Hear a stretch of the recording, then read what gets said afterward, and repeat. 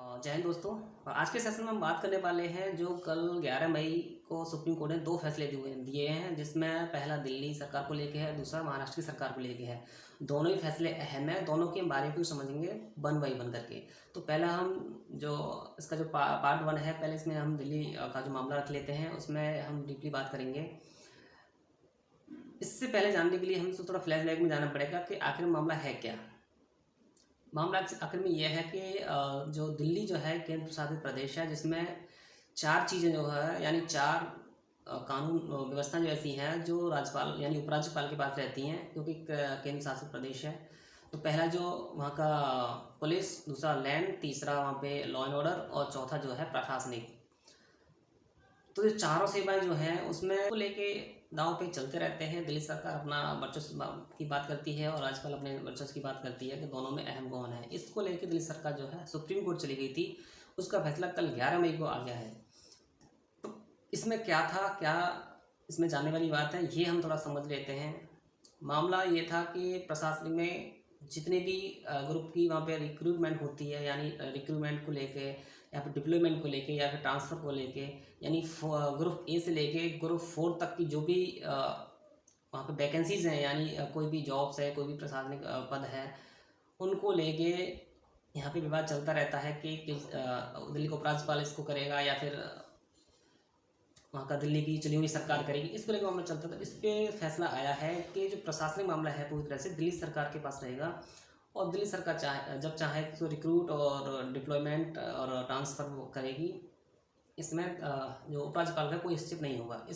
इसको लेकर जो केजरीवाल की सरकार है उसको काफ़ी राहत मिली है। प्रशासनिक मामलों में जनरली होता यह है कि जो भी ए क्लास लेवल की जो वैकेंसी हैं या फिर चाहे वो 4th क्लास की, यानी ए से लेके 4th तक जो क्लास की वैकेंसीज हैं, उनमें राज्य सरकार जो है अपने तरीके से कहीं भी डिप्लॉयमेंट या फिर रिक्रूटमेंट कर सकती हैं। लेकिन जो ए ग्रुप की वैकेंसीज हैं उनमें केंद्र सरकार रिक्रूट करती है और बाकी जो राज्य सरकार हैं वो अपने तरीके से कहीं भी ट्रांसफ़र तबादला कर सकती हैं। ऐसा जनरली होता है।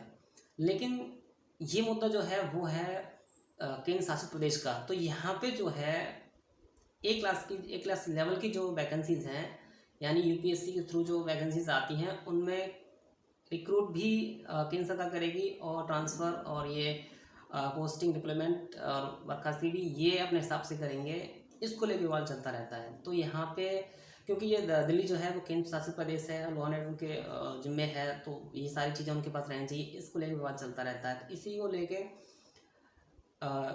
अब वहाँ पे किसको ज़रूरत है, किसको नहीं ज़रूरत है, ये चीज़ केंद्र सरकार जो है देखती है।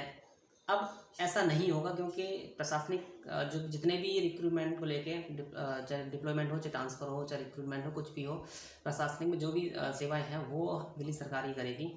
तो अब साफ हो गया है यहाँ पे। दूसरा हम बात कर रहे थे कि महाराष्ट्र की सरकार को लेके। महाराष्ट्र में कुछ ऐसा था कि जो महाराष्ट्र में 2022 की बात है, जब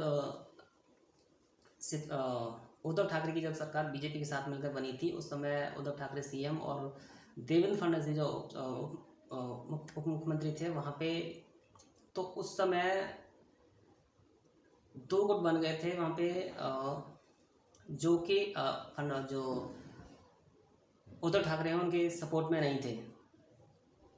तो जब उनको लगा कि उद्धव ठाकरे जो है अपना विश्वास यानी नो कॉन्फिडेंस मोशन खो चुके हैं या फिर खो सकते हैं, तो इतने में उन्होंने जो दूसरा गुट जो था उन्होंने राज्यपाल को जो है एक पत्र लिख दिया और उसमें नो कॉन्फिडेंस मोशन की बात करी और फ्लोर टेस्ट कराने की बात करी गई कि उन्होंने अपना मत खो दिया है और फ्लोर टेस्ट कराया जाए।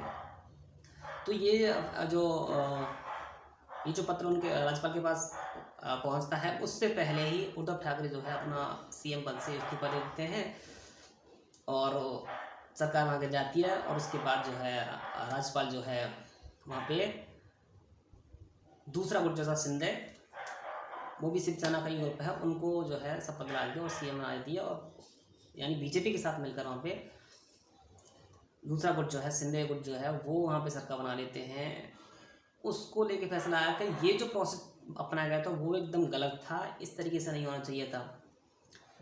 जनरली मैं आपको बता दूं कि अगर कोई वहाँ का सीएम अगर कोई विश्वास मत खोता है तो वहाँ पे जो है फ्लोर टेस्ट कराया जाता है तो फ्लो टेस्ट के लिए पहले वहाँ पे स्पीकर को बताया जाता है, स्पीकर के थ्रू राज्यपाल के पास जाया जाता है और वो फ्लो टेस्ट की बात करता है कब करेंगे, वो अपना तय करेंगे कि कब फ्लो टेस्ट बुलाना है कब नहीं बुलाना है। तो फ्लो टेस्ट में उन्होंने भाग नहीं लिया, ये उनकी गलती थी, लेकिन उनको पता चल गया था कि अब कुछ नहीं हो सकता है और इस्तीफा देने में ही फ़ायदा है। वो जान चुके थे कि जो पूरा मामला है वो गुटबंदी चल रहा है, क्योंकि बीजेपी ने उस समय अपने सारे विधायक ला के गुजरात ले गए, गुजरात से फिर उड़ीसा भी ले गए थे, वहाँ रेस्टोरेंट्स में रखा था और ये सारा मामला जो है उद्धव ठाकरे को पता चल गया था। तो उन्हें को सीधा सीधा जाहिर हो गया था कि ये जो है उन्हें अब जो है ये सीएम नहीं रह पाएंगे, इसलिए उन्होंने पहले ही इस्तीफा दे दिया। यहाँ पे कम हो सकता था कि अगर उपराज्यपाल जो सॉरी जो राज्यपाल जो है वहाँ के, वो अगर उनका इस्तीफा जो है एक्सेप्ट नहीं करते और फ्लो टेस्ट बढ़ाते, फिर कुछ मामला और हो सकता था। इस मामले को लेके जो जो कमियां बरती गई अध्यक्ष की तरफ से या फिर राज्यपाल की तरफ से, उनको लेके जो है महाराष्ट्र में जो उद्धव ठाकरे की तरफ से जो है सुप्रीम कोर्ट चले गए कि इस तरह की जो हुआ है वो गलत हुआ है।